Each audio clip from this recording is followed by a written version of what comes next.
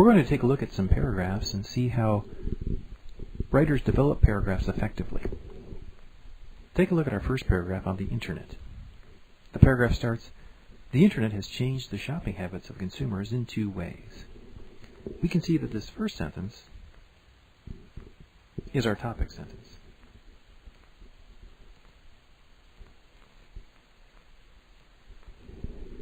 We know that this paragraph is going to talk about how the Internet has changed shopping habits, and it's going to talk about two ways in which this has happened. Now let's take a look at the coherence and the transition words the writer uses. First and second. These two words identify the two ways in which shopping habits have changed. This section describes the first way, and this section describes the second way. First, the Internet has caused shoppers to engage in price comparison more thoroughly. In the past, shoppers had to travel from store to store or make phone calls to various merchants to inquire about prices, product availability, and store hours. This often resulted in a sense of frustration and a resignation to settle for a certain item, even if the customer had not checked that particular item in all stores. So this is the situation that happened with traditional stores, and this is what happened to the consumer as a result. With the emergence of the Internet, here's another example of coherence, transitioning from one thought to another. Consumers can investigate the prices and products of a number of merchants with a few clicks of the mouse. This convenience has caused most consumers to become more discriminating and to comparison shop more thoroughly than they had in the past. So here, a statement of how this has changed shopping habits. The Internet has caused consumers to become more discriminating and to comparison shop more thoroughly, which is exactly what the writer had said previously. So the writer has developed this idea very nicely. Let's go to the second point. Second, the Internet has resulted in a change in the times at which people shop, with more shopping taking place during the weekdays and more purchases being made late in the evening than had occurred before. So we have a statement of how the second change has occurred, and we're going to see a description of why this change has occurred. In the past, when shopping at brick-and-mortar stores, consumers tended to buy items on the weekends when they had time to navigate around the various shopping malls and pick up their merchandise.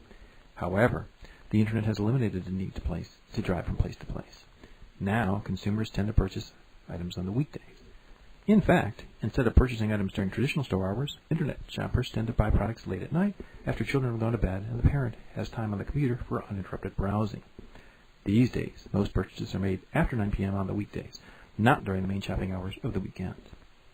We can see this is a thorough description of how the Internet has changed the times at which people shop, and the use of phrases like in the past, however, now, in fact, and these days show coherence.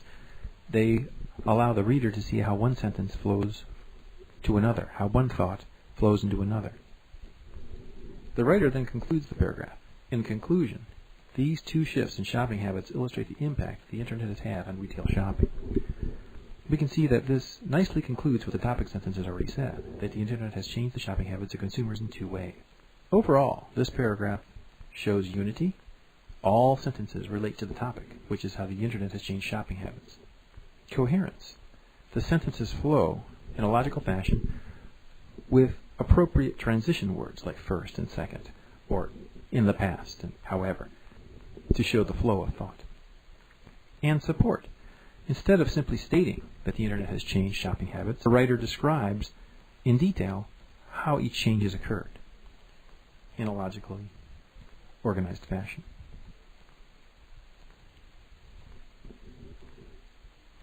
Let's take a look at another paragraph. Digital photography has cut into the market share of conventional photography studios very significantly for a number of reasons.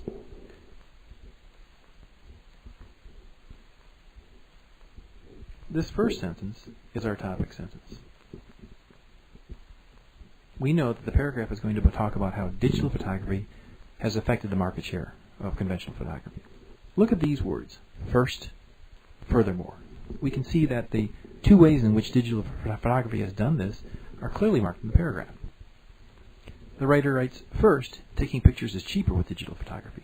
Digital photography eliminates the need for film, saving the consumer money on the investment of film and saving the consumer money by eliminating the problem of wasted film on bad prints. So the consumer saves money in two ways. Digital photography saves the consumer money because he or she doesn't have to buy film, and digital photography saves the consumer money because he or she does not have to print bad prints. An explanation of this is given following this. A digital camera allows one to delete bad photos from the camera, so the photographer only needs to print the photos he or she deems acceptable. So we have a clear explanation of how taking pictures is cheaper with digital photography. Furthermore, the writer writes, not only is taking pictures cheaper, but printing pictures is also cheaper. So we have not only, but as transition words to indicate that this is a new argument being made. With photo printers becoming a household item, even digital camera users who want prints of their photos are finding it less desirable to take their digital files to a developer to process into prints. With a moderate investment, one can take digital shots, connect the camera or a computer to the printer, and produce 4x6-inch glossy photos in the convenience of one's own home. So we have a clear description of how printing pictures is also cheaper with digital photography. Overall, digital photography has resulted in a less expensive way to take pictures and a more efficient and affordable way of producing prints. Here we conclude what we've already stated throughout the paragraph and what we implied in the topic sentence. The writer also writes this following sentence: the traditional camera and developer shop may become an icon of the past in our society. Often, a writer will conclude a paragraph with a future prediction in order to make the reader think more about the implications of what has just been discussed. So we've seen two paragraphs and how the writer has developed the paragraphs. Again, using unity, all paragraphs in this case relate to digital photography and how it's cut into the market share of conventional photography. Coherence, all sentences flow logically one to the other. And support, the ideas expressed in the paragraph are not simply stated, but developed and explained.